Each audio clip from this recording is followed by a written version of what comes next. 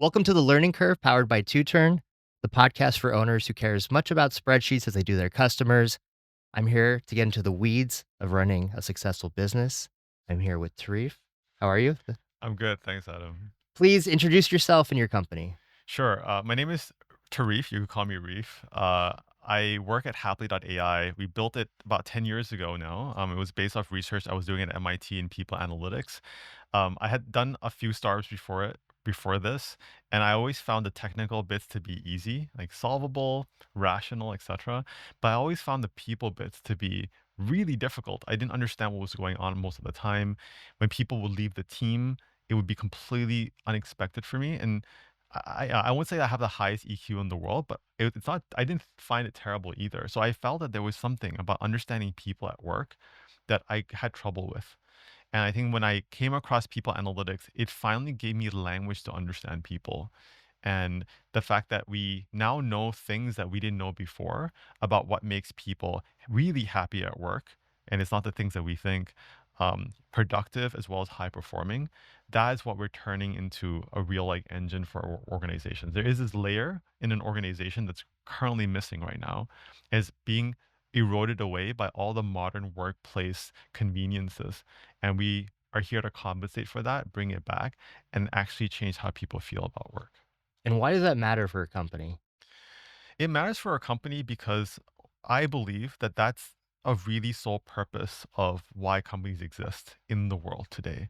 It's you could talk about companies existing to create shareholder value. That's not my philosophy. It's like you're here to create a place where people really find themselves, are unleash their potential. Um, and even the work that seems to be tedious and mundane, you ask them, they're happy because they come to work and they have people that they trust, that they like, and that's a very meaningful way to exercise your life. You spend so much time in work. Why would you just want to do it in a very dismissive way? Right. So I think that it is, and from a business perspective, I also think it's existential. People, the best things that your company has ever done is a byproduct of people wanting to do something extraordinary, not ordinary, not average. So how do you create extraordinary effort then? How do you get people to motivate them to innovate and try different things? They need to feel belonging to a cause and to the people they're working with. So all of these things matter to business continuity as well. And we're seeing this as companies are losing people, are losing talent at a higher rate than before. Your institutional knowledge is being bled out, right? You know less today about your business than ever before. And you're kind of going through an inefficiency loop of retraining people who are going to eventually leave soon too, because your culture is just not geared to let them have them stay. So I think, yes, from a belief system, I think in the value of life, work is a very big part of driving that. And that's not shouldn't be a bad thing to say. And then also from a business point of view, if you really want to grow your business, not just cut costs, you need people to do things that are outside of what you think that they can do. And you need to be able to motivate them to do so. I think your name is really interesting. Yeah. So you're right. You started this about 10 years ago. Yeah. And I met you before the LLM stuff. Yeah. Where did the AI name come Yeah. from, and what is, like, the origin of that? Because Yeah. I think a lot of people would see it now and say, like, "Oh, you're riding on the AI Yeah. wave," but it's very not true. You're way ahead Yeah. of the curve on this. Yeah, thanks for pointing that out. Yeah, because we're a data company, we realized early on as well that the old adage is that you can't improve something you can measure. We measured it, but we also didn't see things improve. So we're like, okay, that's not completely true either. And so there needs to be a next step, which is what do you do with this data? And you just don't leave it to chance. So that's where we really found AI to be very helpful, is to take these data points that were very unique data sets that we had and turn them into recommendations. And our earliest form of this we're able to predict when people will leave the organization at higher than a 93% accuracy. We know that they're going to leave before they even know they're going to leave, right? So if we are able to send the signal to their manager, to their leadership team, to HR to say, hey, look, this person is a really strong part of your team, they're going to leave soon because this is the pattern that we're seeing. They can get the support and help proactively. And I think that is one of the earliest kind of the returns that our businesses were seeing that we're using happily is that they're able to reduce their turnover by 40%, right? And that's already a huge win for them.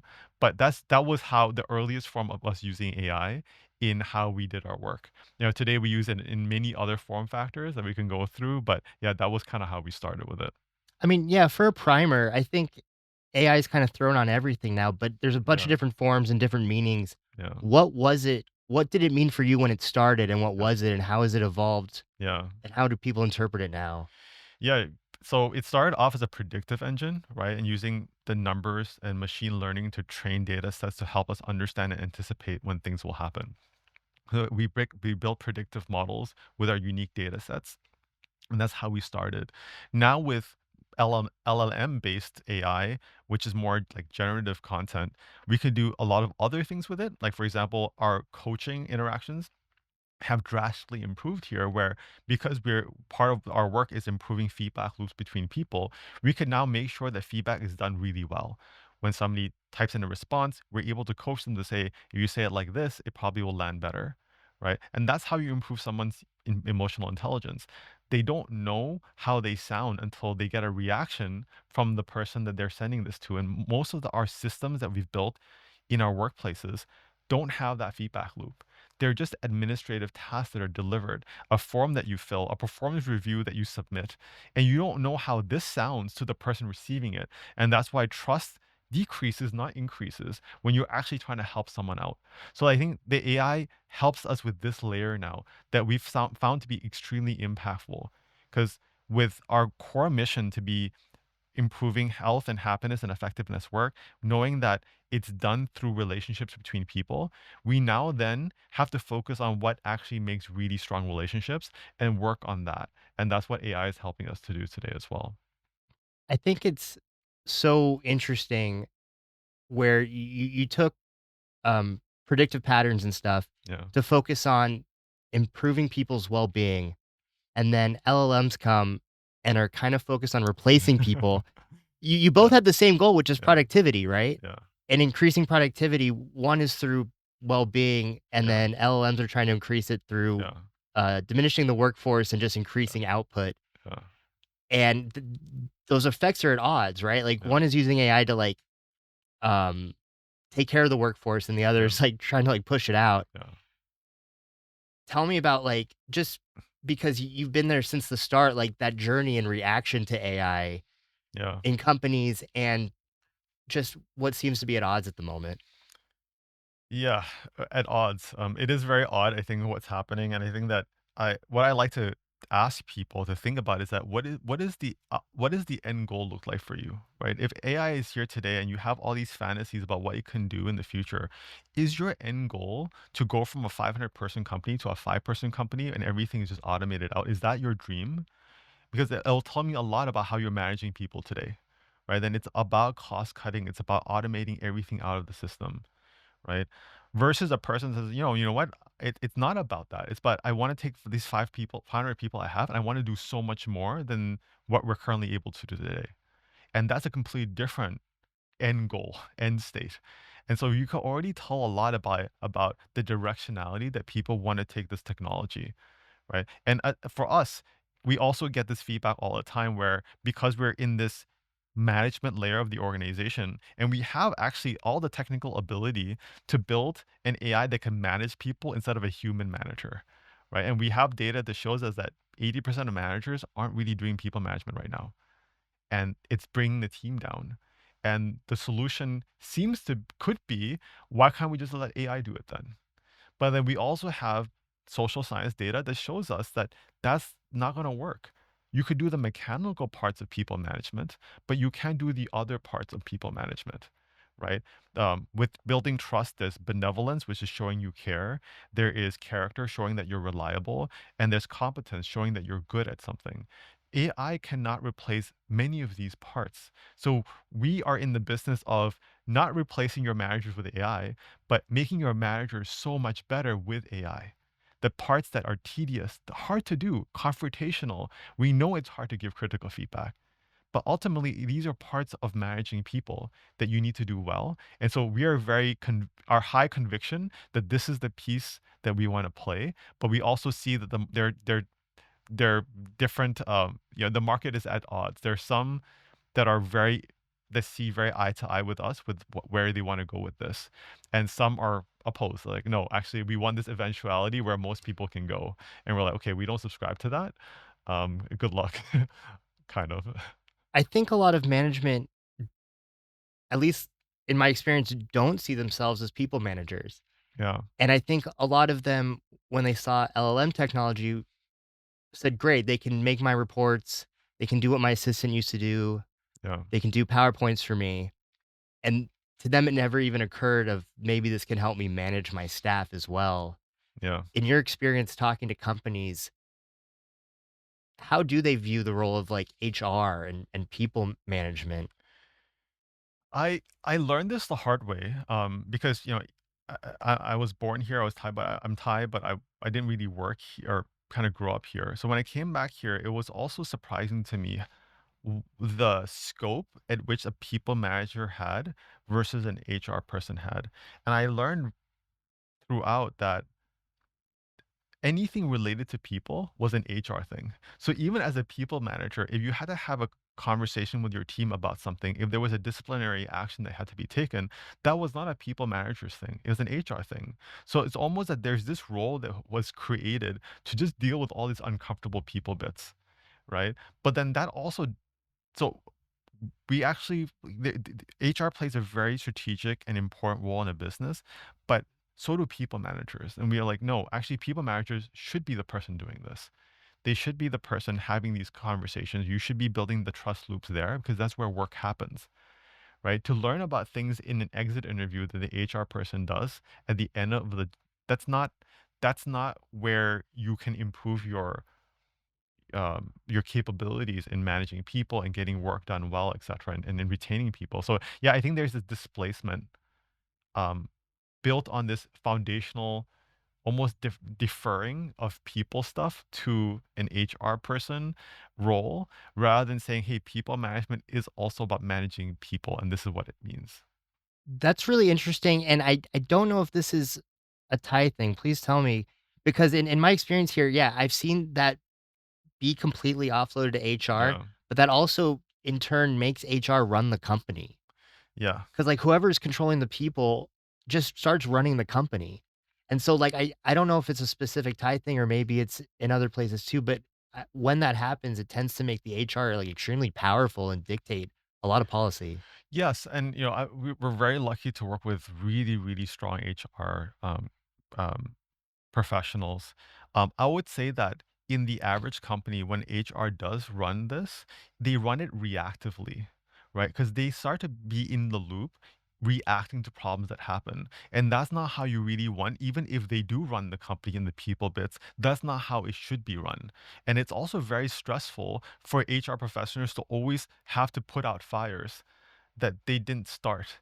And then they're also told to solve problems that they're not really in the position to solve, right? One of the biggest ironies is that HR is accountable for employee engagement. Why is that? The employee is engaged, and there's a lot of data around this. It's a function of their manager more than anybody else.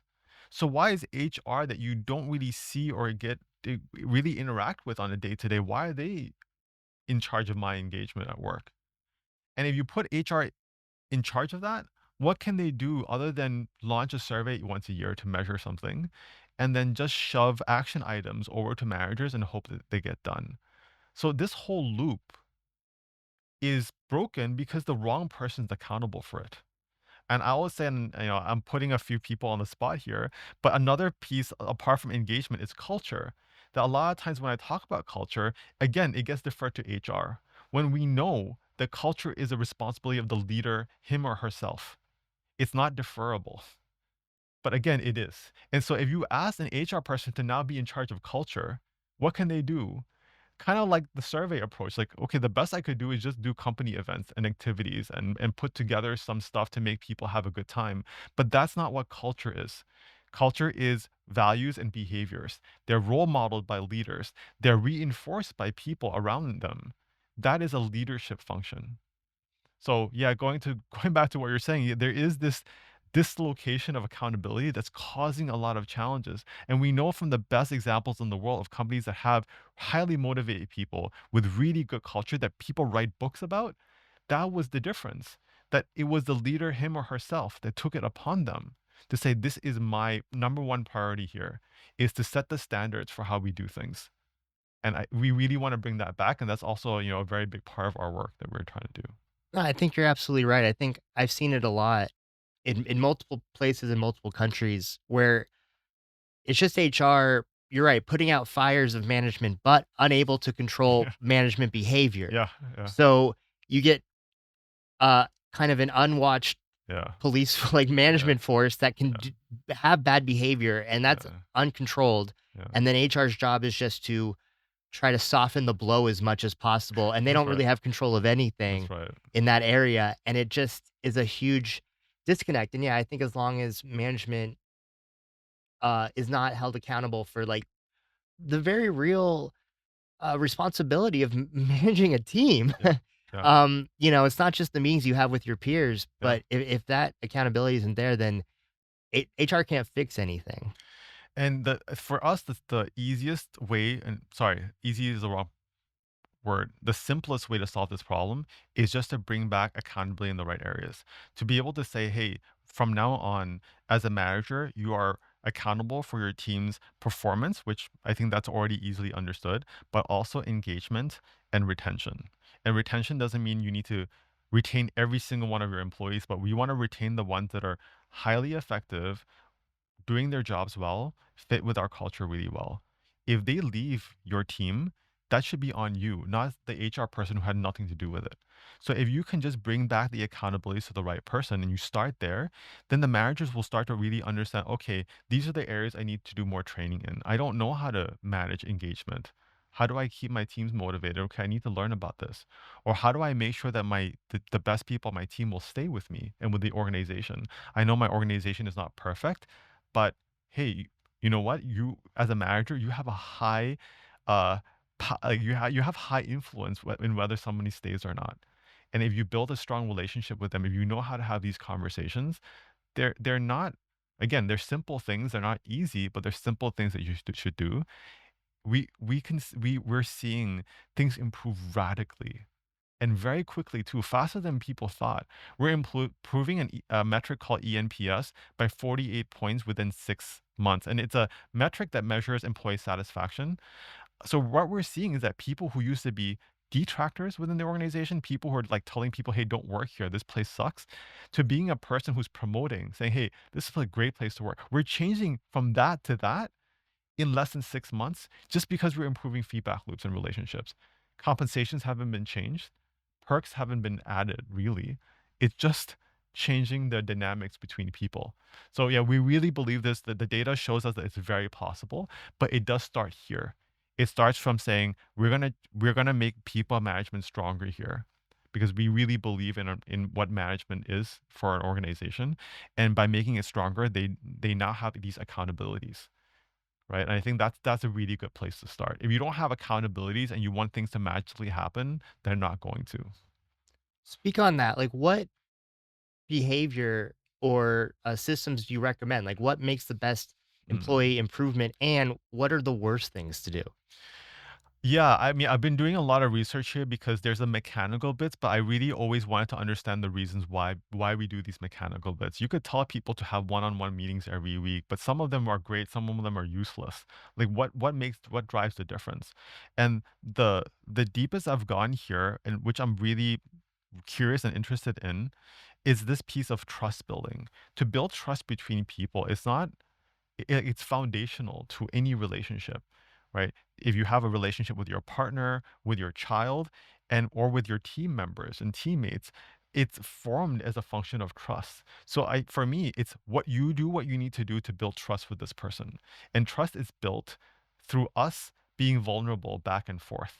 As a manager, being vulnerable doesn't mean sharing my troubles with you. It's me taking a personal risk with a positive expectation. So here, the personal risk might be, Adam, you just joined the team. I think you could really do great on this deliverable. I honestly don't know whether you're ready yet or not, but I'm taking this risk on you, right? And that's me being vulnerable because if it does go wrong, I'm going to get hurt, but I'm willing to take this risk. But what happens is when you come back doing excellent work, I have now built trust. You have shown me that this risk paid off well, right? And then you can also be vulnerable back at me. And so we're doing this all the time. Micro interactions are going back and forth, and we're forming these trust signals on competence, how good this person is at their job, benevolence, how much does this person care about me, and character consistently. How much does this person do the right thing, even when things are hard? And that's honestly just the human bits of anything. And so we're going back to, if the people management is about this, let's do this part right. And as managers today, I think for the most part, we have to admit that we're not great at building trust. We do things that actually erode it. We say the wrong things at the wrong time. We're giving critical feedback before we've even given any other types forms of feedback. So we really find that there's a sequence to this. You have to build trust first. That happens through conversation and interactions, mainly in person or at least one to one. Build that up first. And it might seem very boring to you and tedious, but like dating, you got to do it. You got to have your first 5 dates, have conversations, and you learn so much about a person. That's trust being built. And when trust is built, you could do wonders with it. Now you could operationalize your trust. Hey, Adam, I think you know that I've shown you that you could trust me, right? Like I really care about your development and I think your work is great. But there's this area I want you to improve on, right? I think that when you go to a presentation, the way you dress really matters. And I think that you just have to make a few adjustments. But imagine if I had that conversation as my first conversation with you, that doesn't go as well. Right. So it takes this trust building first, and then you could have any conversation you really want because your intention is clear. So I think that's what I really want people management to really get right. I'm not married to a single approach, methodology, etc. It happily we have our own way of doing it, and we have a tool around it to make it easier for everyone. But foundationally, it's like we just need to build trust in a more reliable way. And what's like the worst way to do that? Yeah, it's shown, right, to break trust is to serve judgment, right, very quickly, right? To break character is to act in a way that's not consistent. If you never show up on time, that sucks. If I always judge you for something that you for feedback that you give me, you're gonna not trust me anymore. So there's actually it doesn't take me yelling at you and saying bad words to break trust. That's the extreme cases. Yeah, sure, that's not great either, right? But I think it's the little things that actually erode trust in ways that we don't even think about. And I think that's why almost, maybe a different conversation, but when I'm hiring someone for the team, these are the things that I'm looking out for now more than anything else. This person showed up on time. This person is consistent. This person always replies to my emails when I send it to them. This person like that's what I'm looking for. Right? Because that is now the difference maker between person A and person B. And I think that that's something that we should be developing. You talk about time and that these turnarounds are really quick, Yeah. but the initial steps, I think managers worry that it takes too much time. Yeah. Like they resort to micromanaging because I Yeah. don't have time to Yeah. develop this Yeah. person. I need to tell them what to do, or I don't have time to give them a project and have them make Yeah. mistakes or build that relationship. But if they take that, like, what they consider a longer time initially, it theoretically speeds up in the long run a lot more than Yeah. just micromanaging the whole time. And you're right, and it's a like unfortunate one of the many unfortunate consequences of a world with lower trust and with more AI, right? Now we have to always be on fast mode. People need to watch videos on 2x speed. They don't have time to watch it on 1x speed anymore. And same thing as work. So yes, I'm not. It's hard to just blame it on the individual that, hey, why is this person not being more patient? The world doesn't allow them to be more patient. But at the same time, forcing speed also doesn't work. But it feels like the only thing that we can do, right? So I think that one, we do need to adjust here. I'm not saying that go from 2x down to 1x again. Maybe you do need to go down, but maybe 1.5x is kind of where you need to be, right? Give credit to people that they can learn. When I was early in my career, it took me a while to learn stuff. I didn't learn magically in a week, but that's what I'm kind of expecting now from people who join my team. So no, I can't. Right? Where we can't offset it too much. Yeah, I think that you're right. Patience is more a virtual virtue now than ever. It's hard to come by, but ultimately, if we want to make things work, we can't do without it. there's enough evidence in our lives right now that the speed approach does not work, right? I don't know how many times we need to prove to ourselves that it doesn't. Yeah, productivity doesn't necessarily mean speed. Exactly. Um, when you first started as a startup in Thailand about Yeah. a decade ago, Yeah. lot of change, Yeah. right? Technology-wise, we had that COVID period, Thailand's developed Yeah. a lot. Yeah. I want you to talk about operationally, like, what initial hurdles did you have in the startup world and in Thailand in that time, and, like, just what's changed since then? Yeah, I think startups always benefit, of course, from a growth market, from a market with a lot of early adopters, right? People who aren't saying, come back to me when you have 50 customers. People are saying, I want to be your first few customers, right? There's a complete different impulse. I met people who asked me this question, and they asked me because they wanted to be the first customer in their segment to use this. That's an early adopter. That's a person who's willing to take a risk because they realize that there's a lot to gain here. But if our industry, if our market, or if there's not enough early adopters, then where do startups get their first set of customers? Everybody's waiting for them to have 200 before they can even consider a conversation. So I think that's one of the things that we found here is that selling into businesses is hard enough, but there are not enough early adopters here. And then there's a lot of other incentives that kind of make it really hard to be a startup, right? Like, um, there's always the build or buy decision making that happens here. So when we go in, as a startup doing something, it's one of those things where it's a bit annoying because the to build something that looks simple and easy is very hard to do. So we put a lot of hard work into making something look simple and easy. Because it looks simple and easy, everybody else thinks that they can then replicate it. So it's like, this is kind of backfired, right? So we kind of gone through a lot of that. We've had the pleasure of working with amazing customers here. Most of our customers, 90% up, are Thai companies. And it's been, kind of a privilege of a lifetime to work with them and see how they've transformed their organization. They went from already having great intent to now having a tool to drive this intent. And they were doing things that we never thought was possible. So a lot of the, all the improvements that we've created through our platform, the credit goes to them, right? I always say that it's the magician that conjures the magic, not the wand. And we're just here to create the wand, right? So I think that that movement and doing entrepreneurship here wasn't easy, but when you find the right people to work with, it is a magical experience. It's really nice to be able to solve problems that are very unique to this part of the world. Every workplace around the world has problems, but we have some unique ones here, and we really wanted to hone in on that. Right. And the example is that in Thailand, psychological safety is by default low, which is how freely are people how freely do they feel that they can express themselves without retribution. And if you ask a Thai employee who joined a Thai workplace on their first day at work, the default state that they will assume is that they can't do that. In the US, when I was there, it was not that. It was the default state was opposite. So if your default state is low, organizations here have to do more to prove that there is actual psychological safety here. You have to go out of your way as a leader to show people that, hey, here you can say things and nothing bad is going to happen to you. Right. So the leadership works on a different model here. And that's something that we take for granted almost. I took for granted when I took research from the West and tried to apply it here. I'm like, why isn't it working in the ways I thought? Oh, it's because the social norms are different, right? And so that's kind of been also our experience building this and working with what I think, and I think you say it too, that this is a very unique market to work in.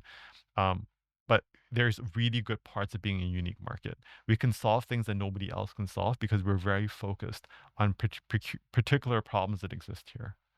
Anecdotally, it's very funny you mentioned that because, yeah, when I moved here, I was a very gung ho American, Yeah. and I was working in corporate Thai, and some of the offices I was the only foreigner, Okay. and I was just punished constantly. Like, every single thing I did for years was just, like, constantly punished Yeah. until, like, I had to really, like, learn how to, like, read people's minds eventually, and I had to really adjust myself because Yeah. it was a big culture shock, and I would just get in trouble constantly from, like, email wording Yeah. to, like, interactions to what I said to who I said it to, and all these, like, things that Yeah. you're just not aware of if you don't grow up in it, Yeah. and a lot of cultures are or company cultures are built around just, like, faux pas that you're not aware of 100%. necessarily. Exactly, right? There's so many social norms, and it's very hard to adjust because if it's part of your behavior set, it's not something that you could flip the switch on as well. There's an adjustment that needs to be made.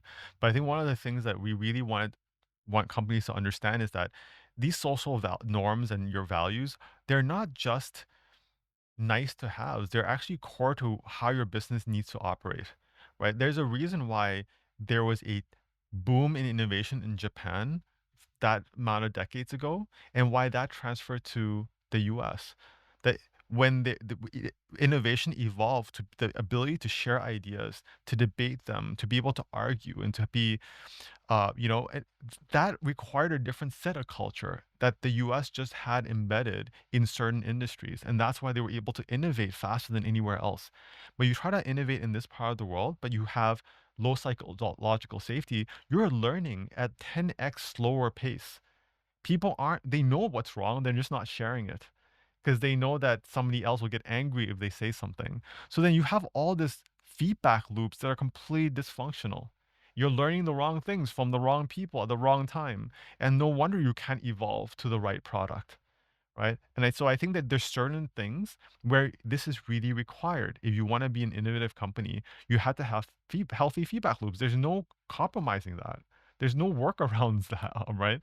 But if you are, for example, in hospitality or healthcare, maybe feedback loops weren't that important. You just need people to follow directions really well. So then your culture, your social norms are then really geared towards those industries.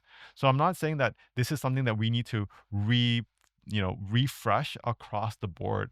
But if your business requires it, you have to be aware that your social norms might be getting in the way of the things that you want to happen, right? And then being intentional about, okay, if this is really the case, how do we overcome these things? And the companies that are successful today in this realm is because they have overcome it.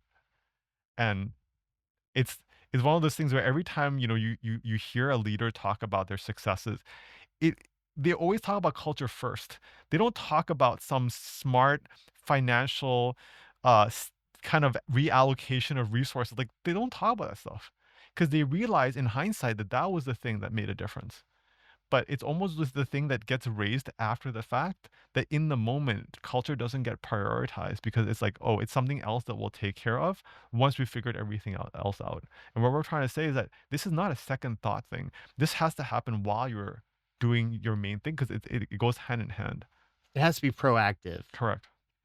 I think a lot of people are, uh, reactive in the culture, and I think also when you have, Yeah. um, people being afraid to speak up, you see the employee attrition Yeah. drop, and maybe they do an exit interview or Yeah. not, but if they're afraid to speak up, probably they won't say anything in the exit Yeah. interview, and it's too late anyway, Yeah. and so you don't even know why they're leaving necessarily. That you don't. And we've done enough studies about this. The exit interviews rarely show the primary reason why a person left because they have no incentive at that moment to show you unless they're very severely disgruntled. Then you're also getting a lot of information that's also kind of misguided too. So it's not a great place to learn about why people aren't staying, right?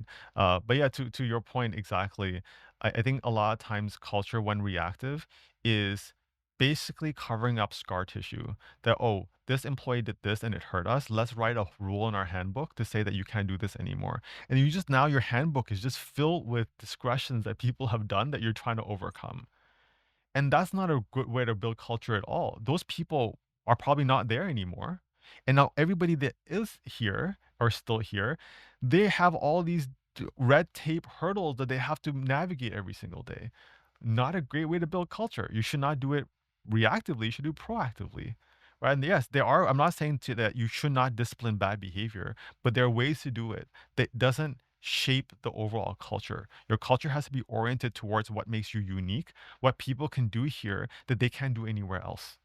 That's what your culture should be telling everybody every day, right? But right now it's doing the opposite thing. It's just telling people what they can't do here. And that's not what culture really is. Yeah, it's quite restrictive. Yeah. Um, over the decade, what are the lessons you've learned in regards to,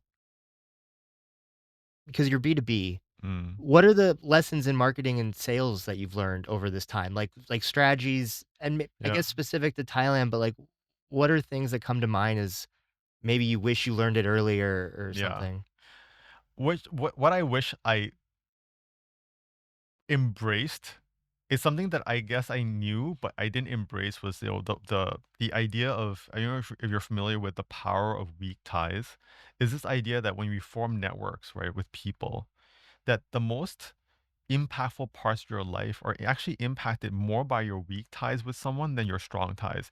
People who find their partner, they don't find it from their best friend. They find it from people that maybe they met once or twice who just recommended them talk to this other person. It's the true for jobs as well. When you find a job, it's not from people that you're closest with a lot of times. It's for people who, again, you've acquaintances. So it's one of those things where that's the real power of networks that you build over time.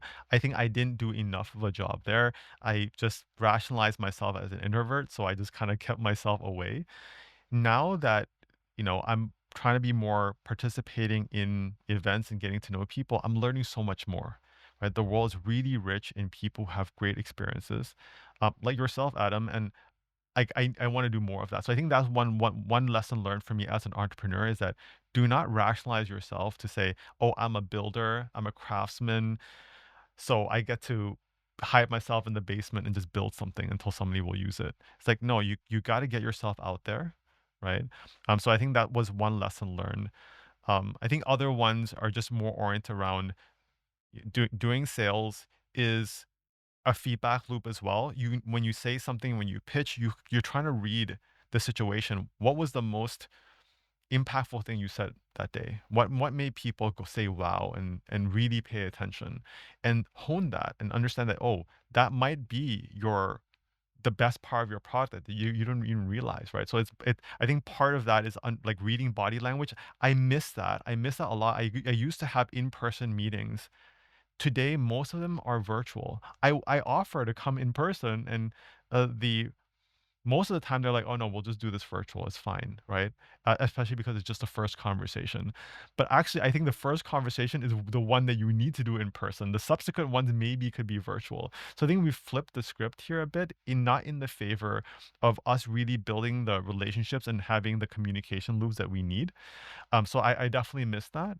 And over relying on kind of online performance marketing channels, I think there are certain industries that are great for it. I think ours, because maybe it's such a new thing that we're doing, it's not really meant to rely on or lean on performance marketing as much. So yes, we're doing it. There are certain channels that are working really well for us, but that's also why we are now investing a lot of our time and resources hosting events, workshops, trying to get to be where people are, that and trying to also curate experiences that people want to be a part of, especially the people that resonate with the work that we're doing. For someone starting now in this space, like what would you has the strategy changed at all or would you recommend the Mm. same thing? And what would you recommend like their first steps be?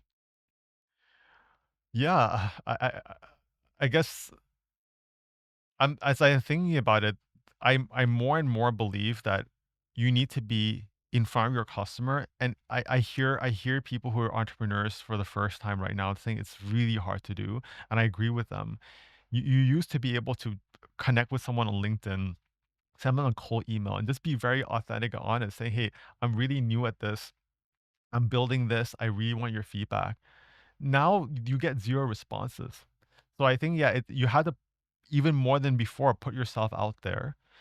And once you find the right people who would be willing to be honest with you, then I think that's the relationship that you cultivate. But yeah, it sounds, again, it's not groundbreaking, but I think it's just don't dismiss it as something that you need to do, right? Don't use AI to draw up a persona of a person that you want to sell to and hope the AI will give you the best understanding of this person. It's not going to do that. It's giving you some, as you said, a synthetic person that doesn't exist, an average version, past version of someone that, yeah, of a fake person rather than actually a present version of a real person. So I think that's the best thing that I And that's something that I'm more religious about these days, that yeah, I need to have more conversation every week. Doesn't have to be sales oriented. I just need to talk to people who I really want to solve problems for. I need to hear what they're thinking about right now. And the world is changing so fast that I'm very sympathetic to them. Like, it's hard to care about so many things at once right now. It's hard to go from 1x to 2x speed, increase your capacity, understand that the markets are not doing really well, being able to having to invest in decisions that have higher uncertainty than ever before. Yeah, it's really hard stuff.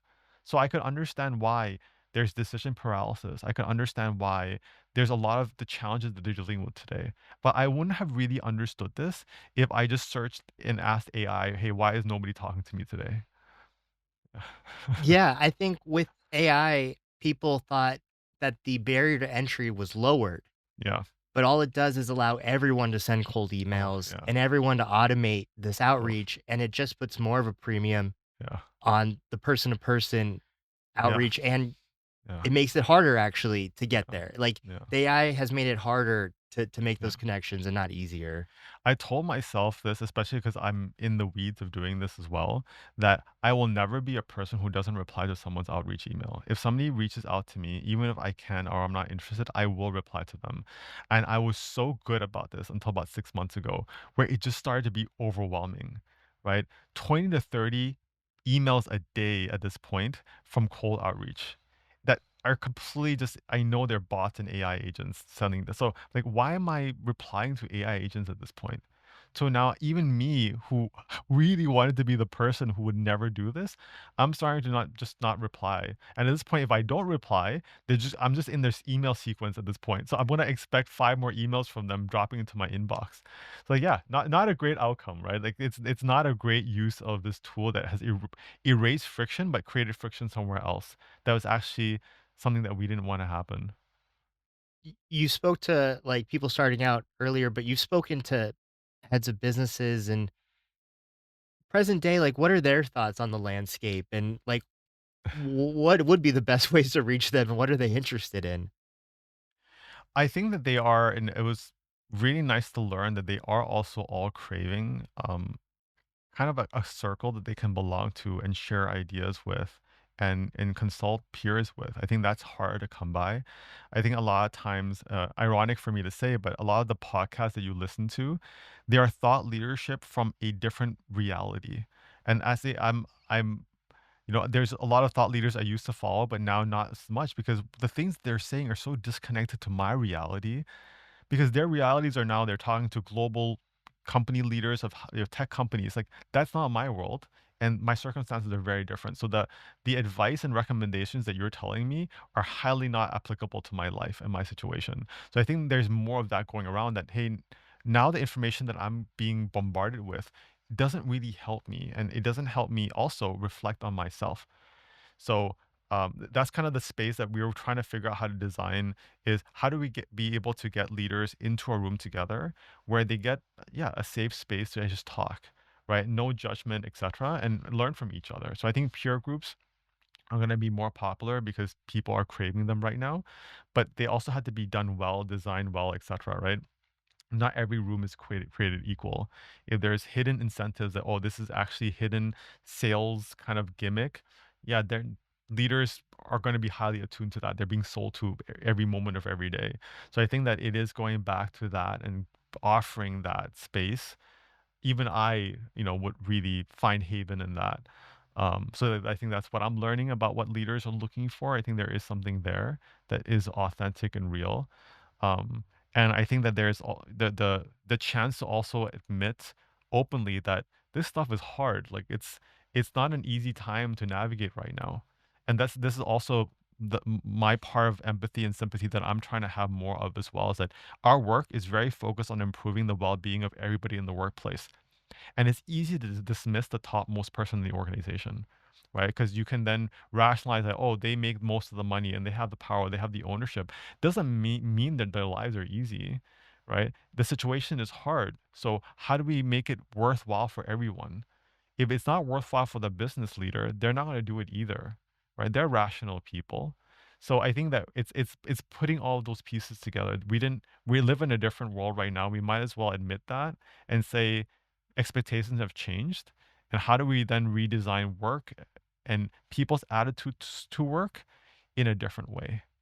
Right. And I love to get your thoughts on this as well, Adam, because I talked to someone recently about this. That if you are an entry level person, you just graduated and you come into the workplace, what is your standing attitude right now? Because a lot of times the standing attitude is I'm just going to be here for a year. This is just my kind of entry point into work.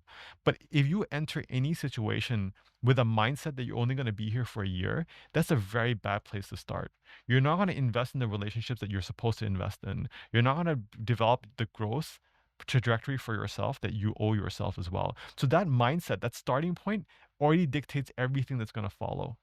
Whereas before, and the people, I have people on my team who've been with me for 10 years plus, when they started working, they never had the 1 year mindset. They're like, "I wanna be here for as long as this place is great for me to grow, and if it continues to do so." So, like, I think mindset or also attitude has shifted a lot, and I don't blame entry level people as well. Like, companies haven't made it great for them either. They're showing how easily replaceable they are, how much that they're more willing to, bring in an AI agent to replace them at any point in time. So, yeah, I think there's this low trust relationship fracture that's happening, and, like, how do we deal with that? I don't know. That's such a good observation. I think that Asia saw a lot of growth, Yeah. and when they saw that growth, they had some good business practices, and you had company men, in the Yeah. past, Yeah. like America used to, right? Yeah. I think like whatever America kind of was in the 50s to 60s, Yeah. kind of Asia replicated in about the 90s and 2000s about. And you had like good company benefits and pensions and Yeah. long-term standing. And I think over that decade, it's eroded and Yeah. gone to the place where kind of American companies are now, where it's very piecemeal work, Yeah. contracted work. Yeah. You're not gonna stay with the company forever. They don't Yeah. expect you to. Yeah. The benefits Yeah. are degraded, Yeah. and um, I think it's just yeah, I think Asia was just in a spot where it just had tremendous growth, and now it's Yeah. kinda leveling out with the Yeah. rest of the world, and you're just seeing the fallout from that, and Yeah. it's just some decades behind America, but America's Yeah. at the forefront of that, Yeah. of, like, kinda cynical employment, I Yeah. guess. Yeah. And I wanna speak on Asia a bit as a whole because it is just gonna keep growing. I think Asia just has, like, tremendous growth, Yeah. and I think it's gonna keep being more insular growth as well. Okay. I just think, like, things are gonna get a lot more regionalized and multipolar globally, and so I think you're gonna see a lot of huge internal growth in Asia. But I think a lot of people do see it as a big homogenous zone, Yeah. kinda like EU or Yeah. America, but it's not. Yeah. And I wanna ask you about your experience in that and Yeah. just how you would talk to people thinking about entering Asia, Yeah. because there's, like, so many countries and so many regions and Yeah. different, like, norms that we talked about. Yeah. Like, what would be your suggestion or what any advice you have for that? I mean, I'm still figuring it out myself, but the things that I've noticed very clearly is if every market is very different, not in terms of just language, but yeah, of course, culture. Their value systems are different. The pace in which they work is different. How they expect you to build relationships and communicate with them is different. So you're really much not only on the sales and marketing front that you have to make these adjustments, but even the product that you deliver will look and feel very different for different markets, maybe, right? It's one of those things where there's a reason why a platform like Line is the default messaging system for this part of the world when elsewhere it's WhatsApp. Even something as simple as messaging already has very different aesthetics, right? So the product that you build will also have similar things as well. So I think it's like really understanding that to not come to Asia and expect that because it's an Asian country, there's enough similarities. Actually, you'll be surprised at how different each is. And then that's where I think really understanding then based on the product that you're building, the problems that you're solving, which market is best suited, right? I think having local um kind of knowledge or even relationships helps a lot too because it is a very relationship driven economy.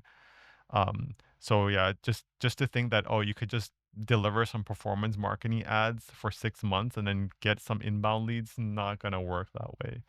So I think those are the things that we learn by testing ourselves. Um, but I'm curious about your point about like uh, Asia. Yes, kind of looking like it's plateauing right now, but you do anticipate growth. Where do you see this growth coming from, you think? By plateauing, I mean, like, corporate benefits.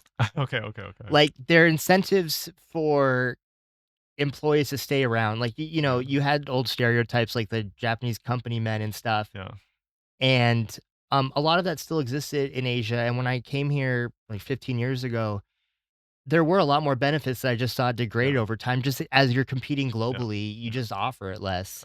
And so I think they're just matching the mm, US in terms of the employer-employee relationship yeah, more so, yeah.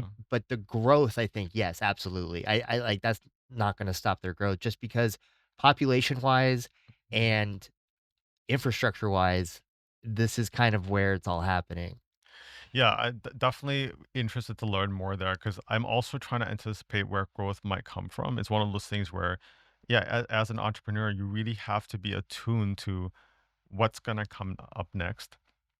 I feel that with certain markets like in Thailand, our population isn't really, Mhm. growing, and it's being kind of skewed in a certain direction.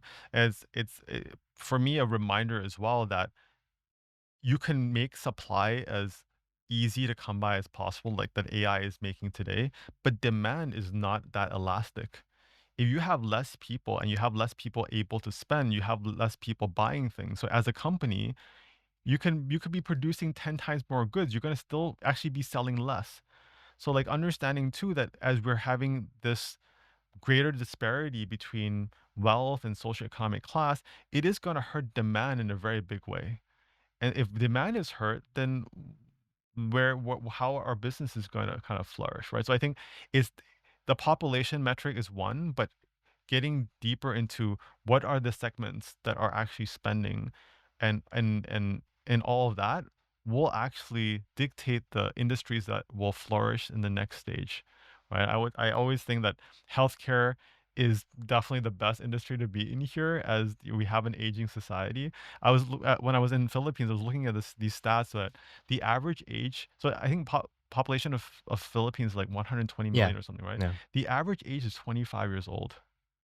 That's wild. In Thailand, the average age is almost 40, Yeah, that's wild. right? So, like, it's not only more people, but the entire shape of the population is different, and that will dictate the market and what the market is capable of doing. So, I think that it's not as it's something that I try to think about a lot as well is that understanding the market dynamics would be really important looking in the future. What does the workplace look like when most of your peers are 40, 50 years old versus 25-year-olds, right? And yeah, that's something to consider.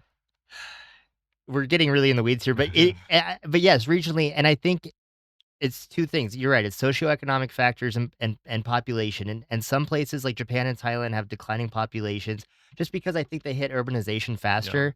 The Philippines is getting there, and once you yeah, hit an urbanization phase, populations just do decrease yeah, eventually. And, it's also where you wanna focus on the people inside the government. Thailand has the highest, wealth inequality mm, in Southeast Asia, yeah, and so a lot of businesses you see are branched off in that direction and yeah, catering to just a very top-end yeah, market and kind of, yeah, ignoring the yeah, rest, 90%. yeah, Vietnam does invest a lot in a growing middle class, and you see a lot of benefits from that. There are yeah, a lot of a much more thriving startup environment because you have yeah, a larger purchasing power and a greater population pool. yeah, And so there's a lot of factors to consider, and yeah, every single country has a different focus. yeah. Exactly, right? And I think that the maturity of different parts of your market really help you understand where things might be going. I always look at what education looks like today.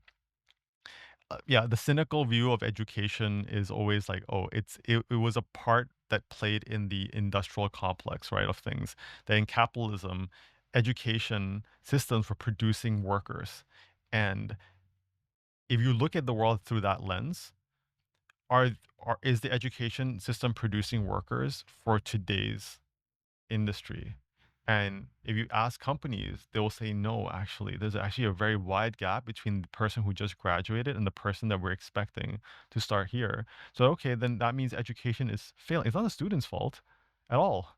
It's that, hey, you were supposed to prepare them to be a person that would find a job right away, at least for the most part, right? For the average student, but that's not the case anymore. And so yeah, sure. Thanks AI again for that. But also education systems need to be able to move in that. And I've seen a few where I've been able to meet and be a part of different kind of programs, and I've seen them try to adapt and change. I'm really impressed by a few that are trying to do really extraordinary things and take risks. But I think the markets are able to mobilize different pieces here. We'll actually see their ability to navigate the future situations. If we are trapped by not having jobs for a very large part of our population, that's going to be a huge focus point politically, etc. And that's going to be a very big thing that we're going to have to solve. Whereas somebody who's already solved that problem will be focused on a different problem. So I think that we are kind of we're going to be at the mercy of the problems created in yesterday's world, and I think we're already seeing a bit of that. I mean, to be honest, that's why we're kind of placing our bet on, uh, like, vocational schools, tuition Yeah, centers, and stuff. I think higher ed is gonna and liberal arts yeah, and STEM with AI and yeah, coding, it's all kinda gonna yeah, fade out and be more just specialized yeah, certifications or accreditations with the higher ROI, less time investment, and less, like, total cost, just for purely economic reasons, right? The same yeah, reason why you went to university for the economic reason of getting a job. If yeah, that goes away, yeah, they're not gonna do it. No one does it just for yeah, fun if yeah, it costs money. yeah. So, A it's lot gonna of be money to targeted education. yeah, exactly, the ROI of education, right? It's always been a bit of a huge question mark, now it's a completely fractured one. It's like, "Wait, help me make sense of this," kinda thing. It's Um, going away, the ROI. I yeah, it's a very, I've been wrestling with this for a while because if you asked me 3 years ago, I would have never thought of myself to say, "Hey, my 6-year-old who will be going to college in, I guess, 12 years or so," I would have never considered him not going to college. But now I'm, like, half considering it. It's like, "Hey, what is this different path than he should be taken?" Because I don't know what that's gonna look like for him. So yeah, yeah, it's definitely like a wild west at this point. I don't know what to but I guess I have some time to wait and see. I think at the end of the day, it comes down to what we're talking about, and the point of higher education is the networking. Yeah. And so I don't think the degree necessarily will make a difference, but I do think the networking at the end of the day is gonna be important, Mm. and the premium on, like, a human teacher and interacting with other humans. I think the more AI you get, that's gonna be, like, the baseline, and so anything Yeah. above that is Yeah. kind of gonna be a premium experience. So Yeah. but I do think people need to understand, like, yeah, the benefits will be, like, networking Yeah. and not necessarily, like, knowledge gained. Yeah, the social aspects will be huge, right? I think that's the reason to go. It's been a reason for a while, but it also depends kind of where you are in the world. I kind of, I studied in the US, but I came here, so like that network that I was privileged to be a part of is less applicable to my current world. But I think for most people, that's not the case. You're here, you build networks. Okay, these are people that you get to know and really do things with. So yeah, I 100% agree with that. The interesting questions are now like, in this case, if AI is taking over so much of our intelligence layer of work, what do we then need people to really excel at? Right?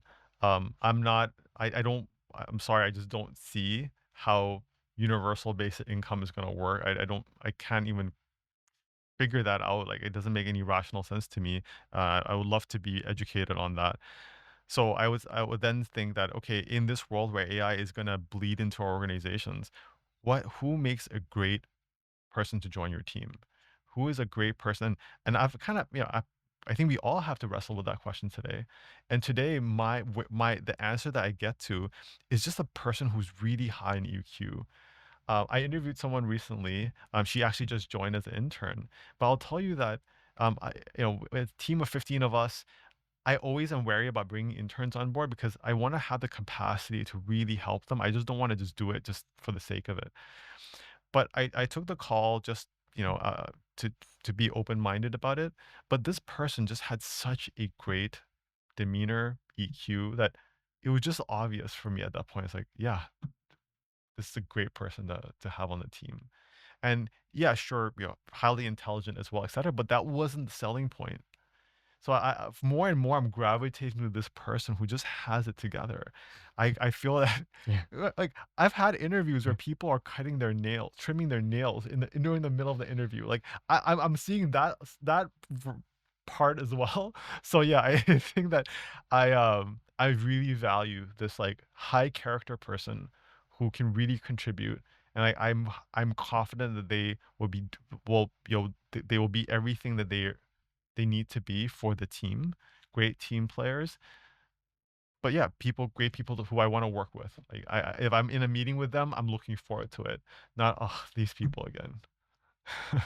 So to wrap up, I think what's interesting to speak on that is we are seeing the effects of uh, the kids that were in school during COVID and the detrimental Yeah, social effects that that yeah, had, and totally. them entering the workforce Yeah, and society at large.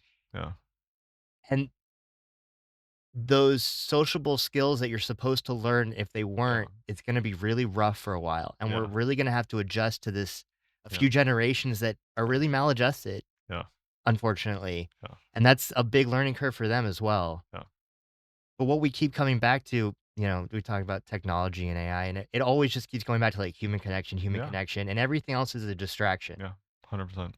Sales, marketing, everything is Yeah, just yeah, human. yeah, So, that is where you started. I think that's where we're gonna end. yeah. But I think it's gonna be a really we're gonna keep trying to avoid that reality. Yeah, I agree with you wholeheartedly, and I think that every facet of our lives deserves kind of a rethink about this, right? All this thing that you're talking about, how there's a generation of kids who were very disadvantaged because they had social media, and that was a really bad thing that happened to them. And honestly, like, there's a lot of research on that, right? On the detriment of social media to a certain kind of group, especially teenagers. But there's a different study that I wish was run as well, which is the parents. Because when the kids were on social media, the parents were also on social media. And I've noticed a few things around what I call peripheral parenting, that they're parenting their kids while looking at their phones. And that was never the case before. So I think that the blame is not just on the kids. Like, hey, it's not their fault. You gave them something very addictive that became part of their kind of social existence. It makes sense why they were invested in it. If they didn't, they got alienated, and nobody wants that.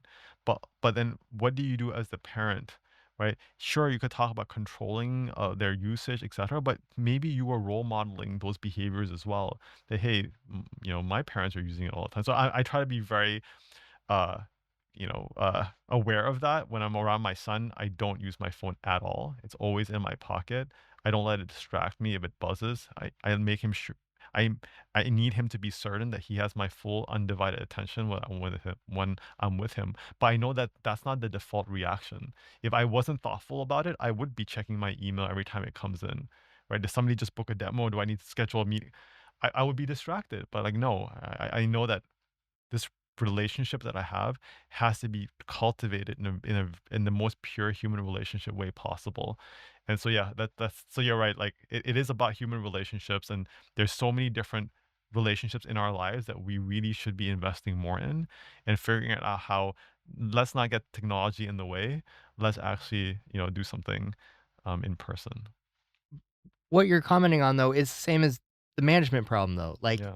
if you want your child or employee Yeah. to be the best, you have to model that Yeah. behavior. It comes down to, like, you and you being Yeah. accountable. Yeah. You have to focus on what you can control, and the only thing you can control is yourself. Yeah. And if you can model the good behavior, then you can have those expectations for your child or Yeah. employee.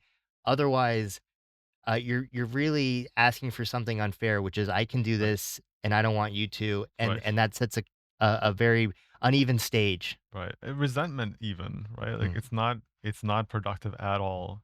It doesn't work. So you're absolutely right. Role modeling is everything, whether in the workplace as managers, and it starts with that person who acknowledges it. That's all it is. And it goes back to like our work as well, is that we see that it's a flip of a switch for a person to say, okay, I'm now going to care about this. And it doesn't take it's a very interesting human phenomenon as well, that people can go from, I don't know this person, I don't really trust this person, to saying, oh, actually this person's not that bad, to saying, hey, I really like this person as a person to work with. And it just like it climbs very, very smoothly. We just need to invest in that piece. So you're right, whether in the workplace or at home, it just starts with our simple interactions with people and just showing real intent and kind of attention. And that's, you just have to go back to that, I guess, instead of letting other things steal attention away from us. People want to like their manager, and they want to like their job. They spend all their Yeah, time there.